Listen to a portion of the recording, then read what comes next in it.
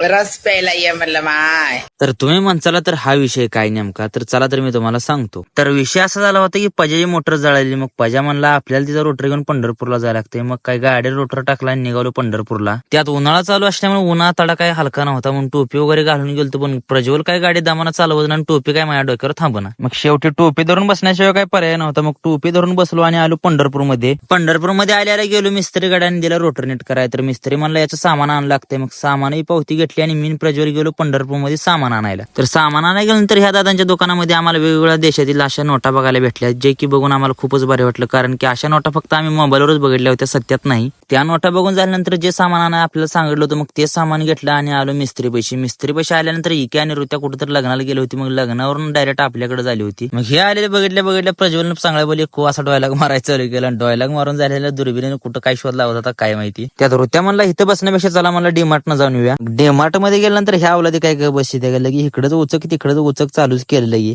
इक्याच झालं नाही तर रुत्या बारक्या लेकरांची बॅट घेऊन छक्कन चौकू मारायला लागला. त्यात प्रज्वल म्हणला लागा ट्रॅक्टरवर घालाय बरमुड तर घ्यायला लागतं, पण बरमुडा काय प्रज्वलच्या मापाने भेटच ना. त्यात रोत्याने तिथलं टावेलून रुमाला उचलून तोंड पोसायला चालू केलं बघा. तेवढ्यात विकेला पण गाडी फिरायला घ्यायची होती. मग गाडी बघायला लागला, पण गाडी काय विकेला पसंत पडली नाही. मग डीमार्ट फिरून झाल्यानंतर मग निघालो मिस्त्रीकडे गेलो आणि आपला रोटर वगैरे घेतला आणि गावाकडे निघालो. महागारी येताना महाराजांच्या चौकातून आलो, कारण की महाराजांचं दर्शन झाल्याशिवाय पंढरपूरमध्ये आल्यासारखं वाटतच नाही. त्यात इक्या म्हणला लागा माघारी जाताना काय ना काय तर लागा गार प्यायला लागते, कारण की उन्हा तडा काय अजून काही कमी झालेला नव्हता.